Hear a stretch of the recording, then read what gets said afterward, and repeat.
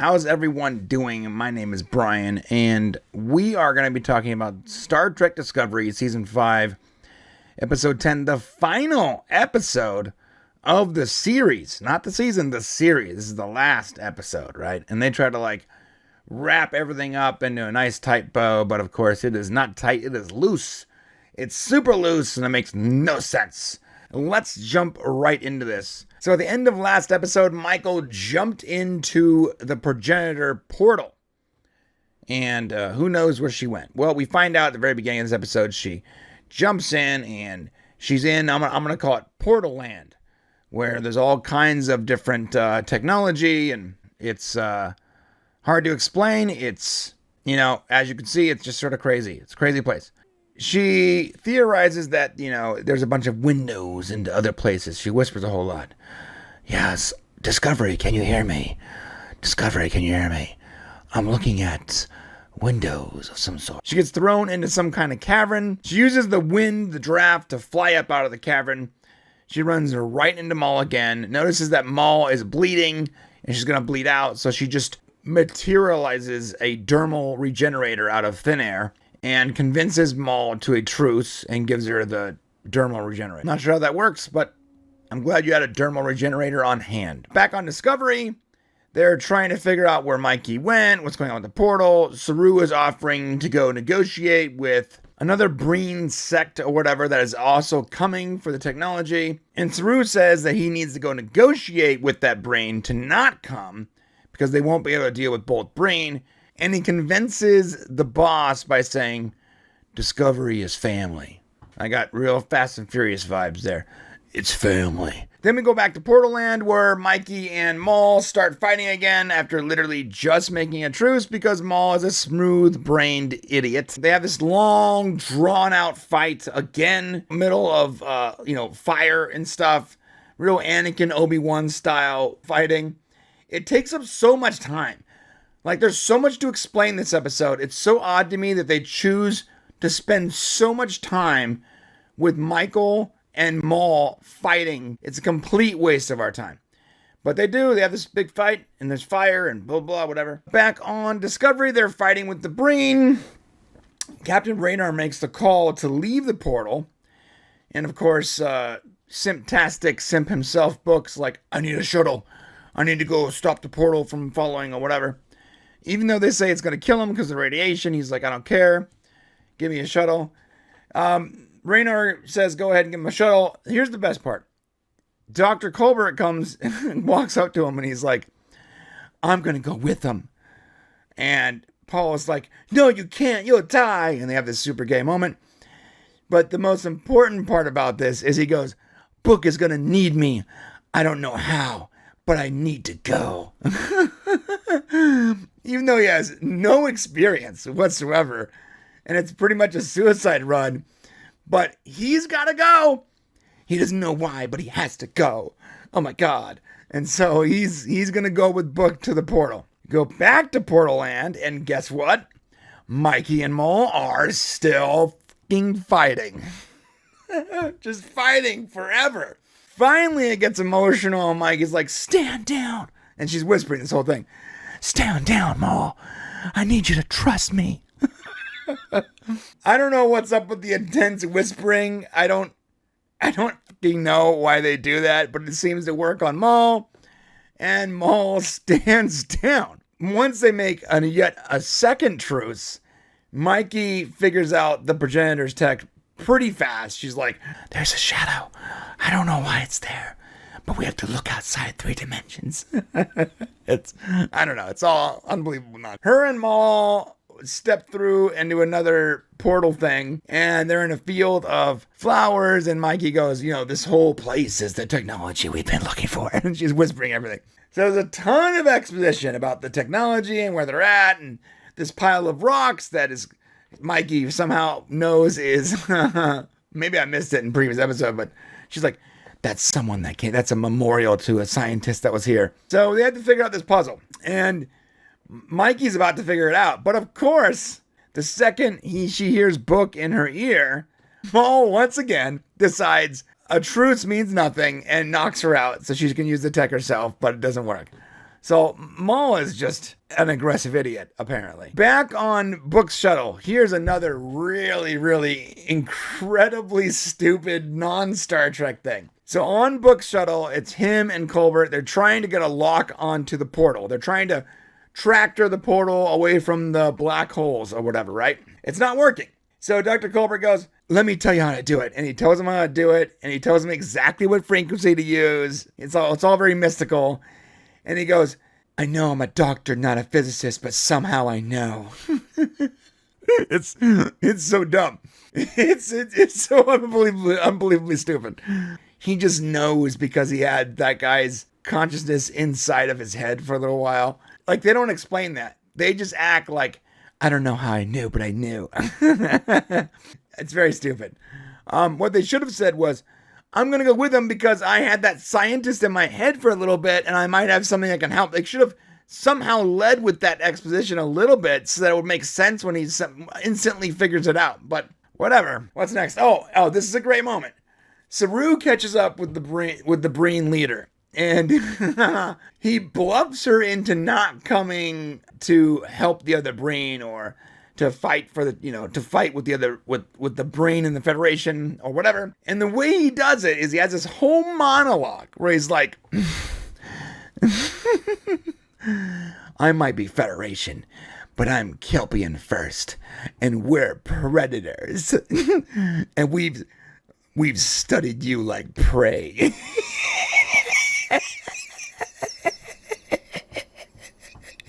It's you don't buy it for a second. Like when they shot this, they thought this is Saru's badass moment, but it wasn't badass at all. It was just stupid. It was so cringe, man. First off, I don't believe it for a second that he's a predator, but it makes it even more cringy when he goes, look into my eyes and tell me if you see even the slightest glimmer of doubt. And the Breen leader is like, you are insane, Saru. And she just leaves. It's all very stupid. I used to like Saru. When the show first started, I was like, Saru's a cool character, new species, whatever. But they've just totally cucked that poor guy. Anyways, back in Portal Land, Michael wakes up after being knocked out by Maul. She saves Maul because Maul, of course, doesn't know how to use the technology and she's getting like electrocuted. And then she goes to figure out the puzzle. The way she does it is also very mystical and I don't understand why they chose this. But she like closes her eyes and she's like, negative space in between. And she makes basically a negative space pyramid with all these triangles. So it works or whatever, and boom, a Progenitor shows up in the flesh. Finally a Progenitor. And of course, it's a black woman with a janky looking Progenitor prosthetic. I don't have any issue with it being a black woman, but I'm not sure why they couldn't make it look like the original Progenitor, like at all. They didn't even try. It's like their version of what a Progenitor would look like. And of course, it's some DEI version. It doesn't look anything like any of the Progenitors we've seen before, or I guess the Progenitor we've seen before, but whatever. Here's the stupid part though. The part that ruins the entire thing. The Progenitor says that they found the place. They didn't make the technology. And they said, perhaps whoever made it also made the Progenitors.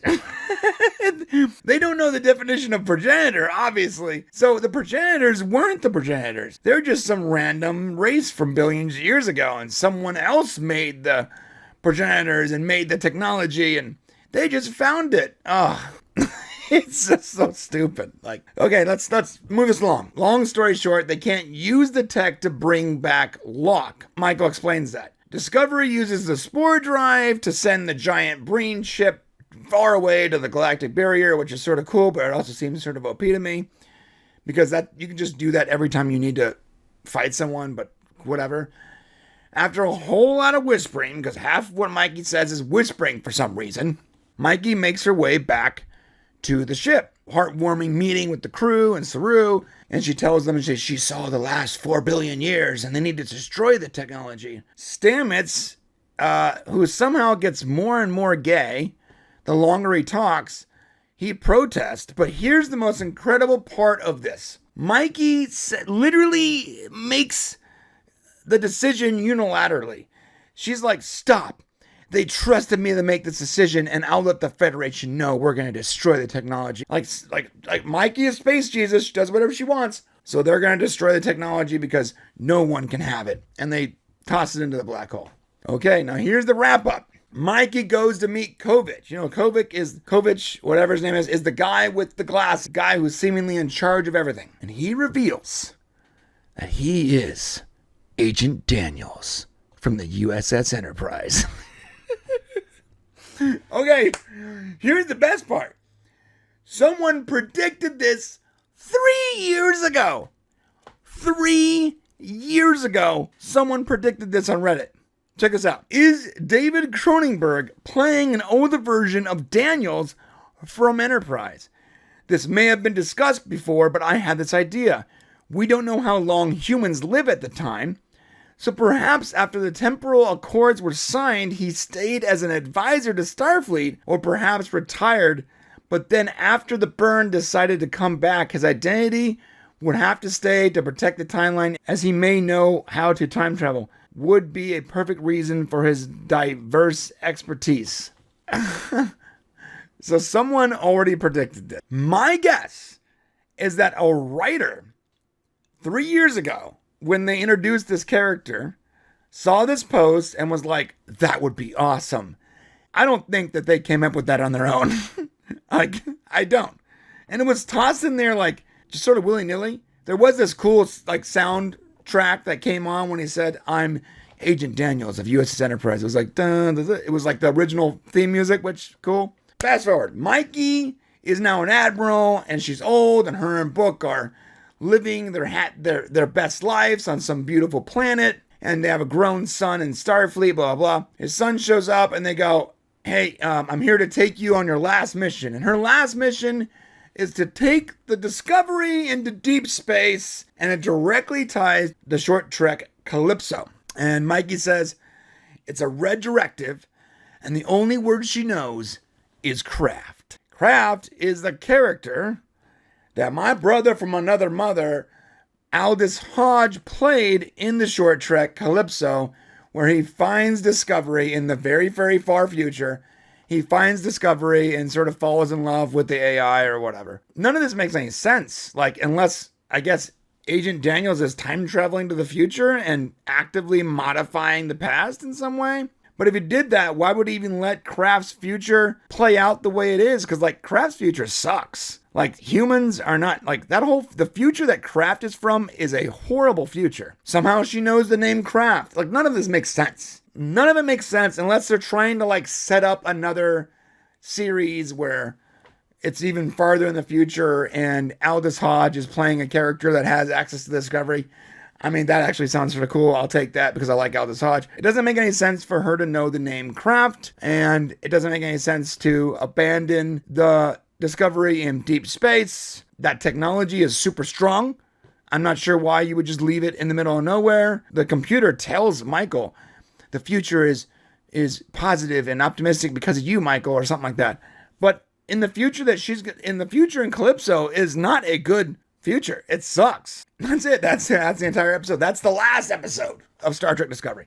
Now, here's the deal. We're going to be having a big giant stream today at 4 p.m. Me and my brother are going to talk about every aspect of this final season. We're going to talk about our favorite moments, the funniest moments, the most ridiculous nonsense. I got clips and everything.